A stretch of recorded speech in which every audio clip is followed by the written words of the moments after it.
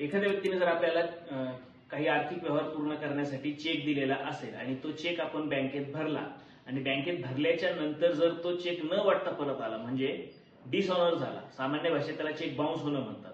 Check bounce झाल्याच्या नंतर ज्याने आपल्याला चेक दिलेला आहे त्याच्यावरती आपल्याला काय कारवाई करता येते, तर त्याच्यावरती फौजदारी स्वरूपाची कारवाई होते. परंतु यामध्ये पोलीस स्टेशनमध्ये एफआयआर नोंदवला जात नाही, तर खाजगी तक्रार ही मॅजिस्ट्रेट समोर दाखल करावी लागते. परंतु त्याची ही एक प्रोसेस आहे. ज्या दिवशी तुमचा चेक डिसऑनर होतो, बाउन्स होतो, त्या दिवशी तुम्हाला बँकेकडून एक मेमो मिळतो आणि तो मेमो मिळाल्याच्या नंतर त्या दिवसापासून 30 दिवसांच्या आत एक नोटीस आपल्या वकिलांमार्फत ज्याने चेक दिलाय त्याला पाठवली जाते आणि त्या रकमेची जी काही धनादेशावरती ज्या रक्कम असेल ती रकमेची मागणी केली जाते. आणि जर 30 दिवसांच्या आतमध्ये नोटीस ही पाठवल्यानंतर समोरचा जो व्यक्ती आहे तो तुम्हाला 15 दिवसांच्या आत, नोटीस हातात पडल्यापासून त्याने 15 दिवसांच्या आत तुम्हाला रिप्लाय देणं गरजेचं असतं किंवा तुमच्या रकमेची पूर्तता करणं गरजेचं असतं. जर त्याने हे केलं नाही तर ज्या दिवशी तो 15 दिवसांचा कालावधी संपून जातो तिथून पुढच्या 30 दिवसांच्या कालावधीमध्ये